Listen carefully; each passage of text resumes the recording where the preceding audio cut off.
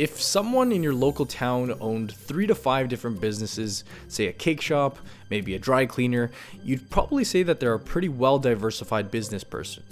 Yet, when it comes to investing in the stock market, experts suggest holding upwards of 20 to 30 different holdings. Now in today's video, I'll share with you guys a clip where Buffett shares his insights on diversification. I'm curious what your guys' thoughts are on this topic, so leave a comment down below on how many stocks you think you should hold in your portfolio. If you guys enjoyed this video, be sure to give it a thumbs up, and I hope you enjoy the quick clip. My name is Mark Hake. I'm from Scottsdale, Arizona, and I'm very interested in your policies on diversification and also how you concentrate your investments. And I've studied your annual reports going back a good number of years, and there's been years where you had a lot of stocks in your marketable equitable securities portfolio, and there was one year where you only had 3 in 1987.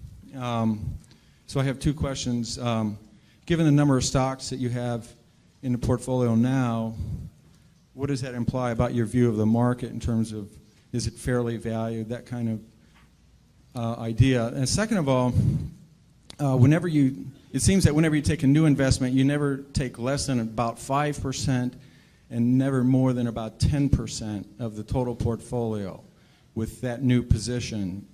And I wanted to see if I'm correct about that. Yeah, well, on the second point, that really isn't correct. We have positions which you don't even see because we only listed the ones above 600 million in the last report, and obviously those are all smaller positions. Sometimes that's because they're smaller companies and we couldn't get that much money in. Sometimes it's because the prices moved up after we bought them. And sometimes it's because we may be selling the position down even. But so there's nothing magic. We like to put a lot of money in things that we feel strongly about, and that gets back to the diversification question. We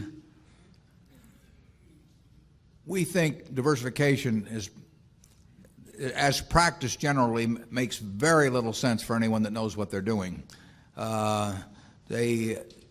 Diversification is a protection against ignorance. I mean, if you want to make sure that nothing bad happens to you relative to the market, you own everything. There's nothing wrong with that. I mean, that is a perfectly sound approach for somebody who does not feel they know how to analyze businesses.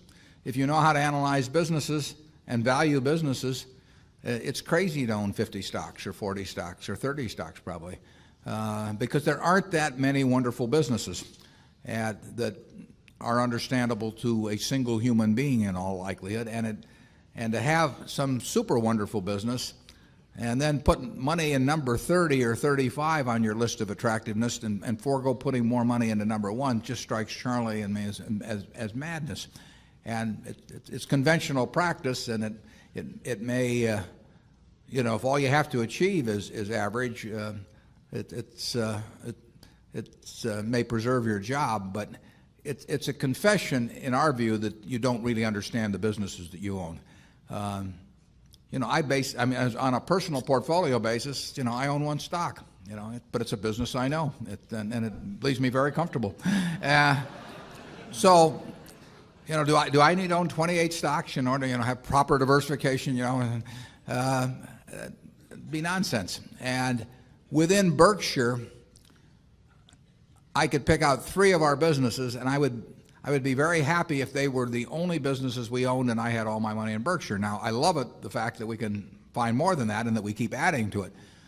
But 3 wonderful businesses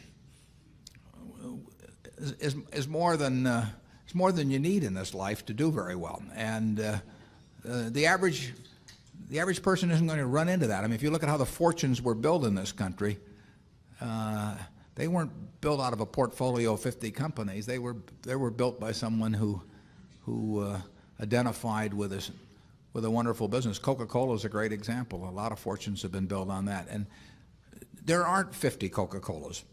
There aren't 20. If there were, it'd be fine. We could all go out and diversify like crazy among that group and get results that would be equal to owning the really wonderful one. But you're not going to find it. And the truth is, you don't need it. I mean, if you have a really wonderful business, is very well protected against the vicissitudes of the economy over time and the competition. I mean, we're talking about businesses that are resistant to effective competition.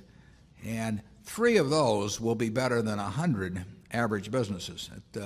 And they'll be safer, incidentally. I mean, there is less risk in owning 3 easy to identify wonderful businesses than there is in owning 50 well-known big businesses. And it's amazing what has been taught over the years in finance classes about that. But I can assure you that I would rather pick, if I had to bet the next 30 years on the fortunes of my family that would be dependent upon the income from a given group of businesses, I would rather pick 3 businesses from those we own than own a diversified group of 50. Charlie?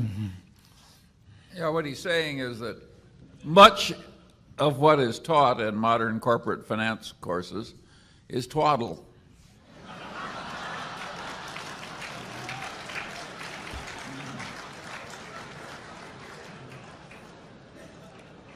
You want to elaborate on that, Charlie?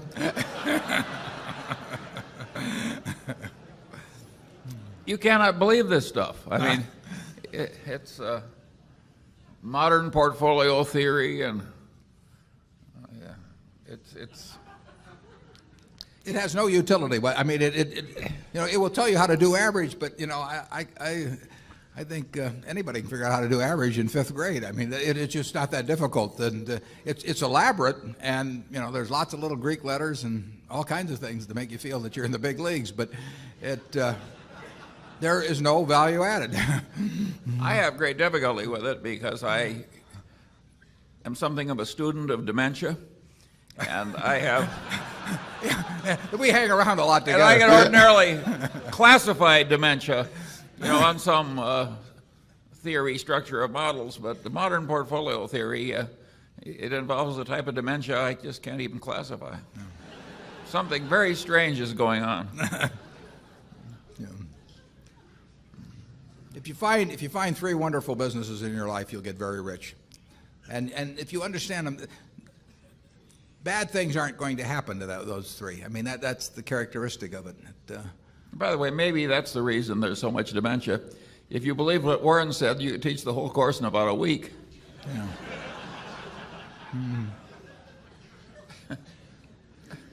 Yeah, and the high priest wouldn't have any edge over the lay people, and that never sells well. Right.